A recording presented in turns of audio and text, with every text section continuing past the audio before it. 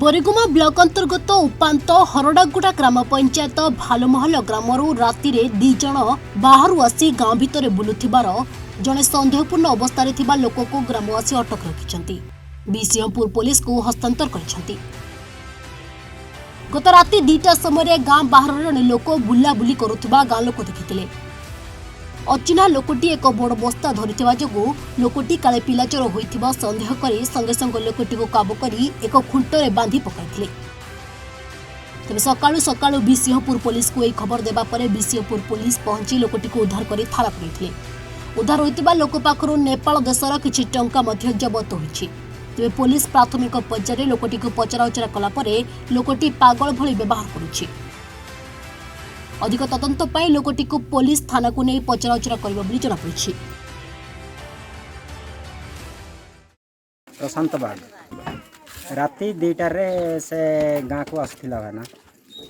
अच्छा से आसथिला से अदा बाटरे नहीं कि धरले धरिक मत आसिक उठेले बोलू पचरा उचरा कलु ताको कूट जाऊँ किस तार आधार आईडी मागुलु हेल्ले से आधार आईडी मागलारू मत कौन चाकर देछ कि चाकरी कौच कि आधार आईडी तुमको दरकार कहला तेबे कहलु जे कूट जाऊँ एटा सेटा कहलु हेल्ले भी मानला ना किछि डोरी नाई से ता पाखरे तो आमे पछे चेक करि नेलु से बैग पत्र किछि धरिछि।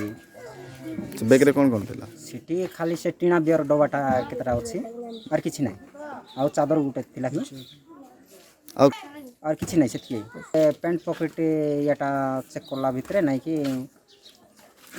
गुलगुला गुटे भरला तापरे सुतारे गुटे गुडा हिछि कोन गुटे सेटा गुटे बम सिस्टम टा गुटे बाहरला तापरे ये पिला माने खेलुथिबे नै कि बाटी गुटे काछ बाटी आउ मेक कंटा गुटे बारला निया गाड़ी गुटे और तापरे से भीतर पॉकेट रे नै कि छुई देखलु सेठी कोन गुटे पैसा जणा पड़ला काई कोन एबा कोन सेठी एटा करी करी नै कि धरा धुरी करी केते कष्ट रे नै कि गुटे गुटे हाथ रे 2 जण लाखा धरछु बोललो नै तारा एटा बेसी करथिला बाबुला बाग आगा राति 2टा समय रे से गाँ रे पशु थिला एले सबपटे तो पुलिस सार भी कहते कि मोबाइल भी देखुचु आमे जे पिला चोर बाहर छंती बोली सेति पय आमे लोक को देखलु देख के अटकाइला परे से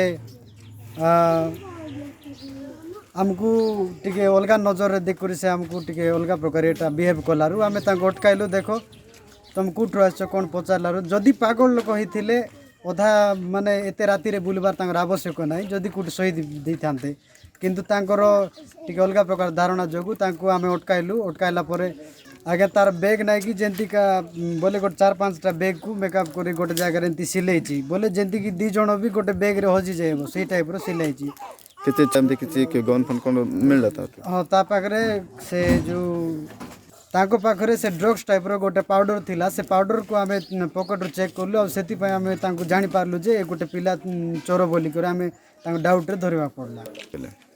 पुलिस आगे आसिक कहले नाई तांके पागल लोक बोली कि तांके टिके केयरलेस नौथिले किंतु आमे बाध्य कलु आगे ये तो पागल लोक नाई जदि पागल हेथिले तांको पागे एतकी बड़ शक्ति न थांता आमे 3 जण होई करी तांको केते कष्ट रे तांको पचकानी हाथ एटा करी बांधी पारलु जदि भल लोक हेथिले तो पागल लोक हेले एते 5 जण आसीचु बोली कहथिले किंतु पुलिस आगे पचारलारु केवल जणे आसीची भूल रे आसीची बोली कहथिले।